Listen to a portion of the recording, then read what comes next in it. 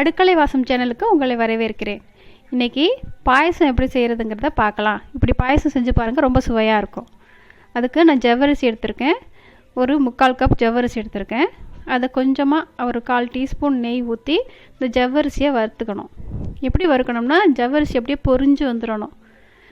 பார்த்தாலே தெரியும். இப்போ ஒரு மாதிரி கண்ணாடி மாதிரி ஒரு மாதிரி இருக்கு இல்லையா, இது நல்லா வறுபட்டதுக்கப்புறம் பார்த்தா ஒரு மாதிரி பொரிஞ்சு இருக்கும். அதுதான் நம்மளுக்கு இந்த ஸ்டவ் ஆஃப் பண்ணுறதுக்கான ஸ்டேஜ். சிம்மில் வச்சு வருங்க. ஹை ஃப்ளேமில் வச்சா உடனே கருகி போயிடும்.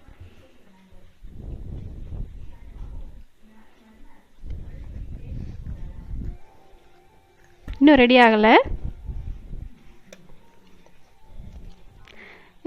இடையில என்ன பண்ணுறோம்னா, ஒரு பாத்திரத்தில் தண்ணி வச்சு அந்த தண்ணியை கொதிக்க வச்சுக்கிட்டு இருக்கோம்.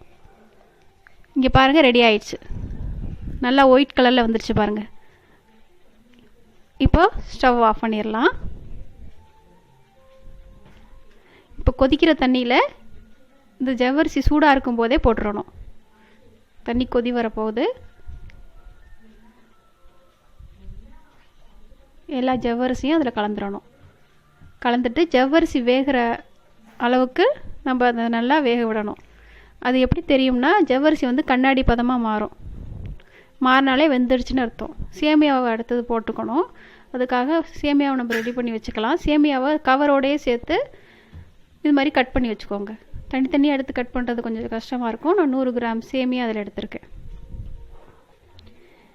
இன்னொரு 1/4 டீஸ்பூன் நெய் போட்டுக்கிறேன். நெய் போட்டு அந்த சேமியாவை போட்டு சும்மா 2 பெரட்டி எடுத்துடலாம். ரொம்ப நேரம் வறுக்கணுன்னு அவசியம் கிடையாது.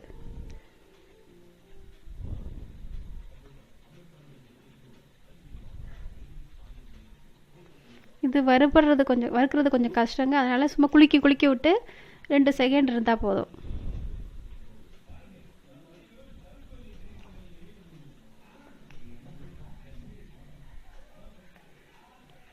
பாருங்கள், லைட்டாக ஒரு மாதிரி தெரியுது, பொன்னிறம் வந்த மாதிரி. அப்புறம் ஒரு தேங்காய் எடுத்திருக்கேன். இப்போ ஜவ்வரிசியை பார்க்கலாம். இப்போது கொஞ்சம் கண்ணாடி பதமாக தெரியுதா? இது ஜவ்வரிசி இப்போ வந்துருச்சு.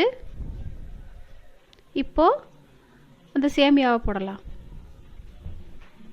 சர்க்கரைலாம் போடுறதுக்கு முன்னாடியே சேமியாவை போட்டுருங்க. ஏன்னா சர்க்கரை போட்டால் சேமியாலாம் வேகாது. அதனால் சேமியாவை போட்டு சேமியா வேகிற வரைக்கும் வெயிட் பண்ணலாம். அதுக்கடையில் தேங்காயை திருவி வச்சுக்குவோம். திருவின தேங்காயை ஒரு ஜாரில் போட்டு ஒரு 6 நம்பர்கிட்ட ஏலக்காயை போட்டு கொஞ்சமாக உப்பு போட்டு நல்லா அடித்து பால் எடுத்து வச்சுக்கணும். நம்ம இன்றைக்கி தேங்காய் பால் தான் ஊற்ற போகிறோம். தேங்காய் பால் ஊற்றி செஞ்சு பாருங்கள். பாயசம் ரொம்ப வாசமாகவும் சுவையாகவும் இருக்கும். இப்போது சர்க்கரையை சேர்த்துக்கிறோம். நான் இதுக்கு 1.25 கப் சர்க்கரை சேர்த்துருக்கேங்க.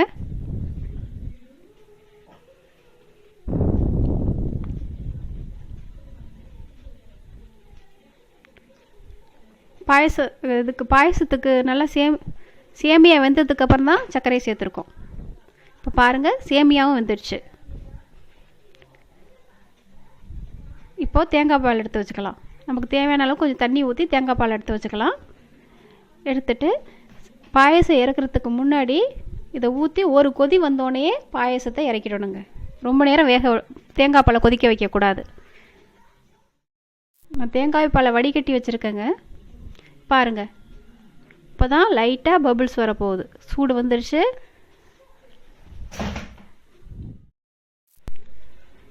இப்போ இன்னொரு வானிலையில் என்ன பண்ணுறோம்னா, கொஞ்சோண்டு நெய் சேர்த்து, இது ஃபைனல் ஸ்டேஜுங்க, கொஞ்சோண்டு நெய் சேர்த்து முந்திரி பருப்பை பொரிச்சு வச்சுக்குவோம். ஒரு 10 முந்திரி எடுத்து அதை உடச்சி வச்சுக்கலாம். உடச்சிட்டு நெய்யில் போட்டு பொரித்து பொன்னிறமாகிற வரைக்கும் பொரித்து ஆஃப் பண்ணிட வேண்டியதான் ஸ்டவ்வை. நம்ம பாயசமும் ரெடி ஆகிடுச்சு. ஒரு கொதி வந்ததுக்கப்புறம் பாயசத்தை இறக்கி வச்சுட்டோம். இப்போ இந்த முந்திரி பருப்பை பொரித்து அந்த பாயசத்தோடு சேர்த்துட்டோம்னா சுவையான பாயசம் தயார். இப்போ பாருங்கள், பொன்னிறமாக ஆயிடுச்சு. அதை பாயசத்தில் சேர்த்துட்டோம். சுவையான பாயசம் தயார். இதை செஞ்சு பார்த்துட்டு சொல்லுங்கள். நன்றி.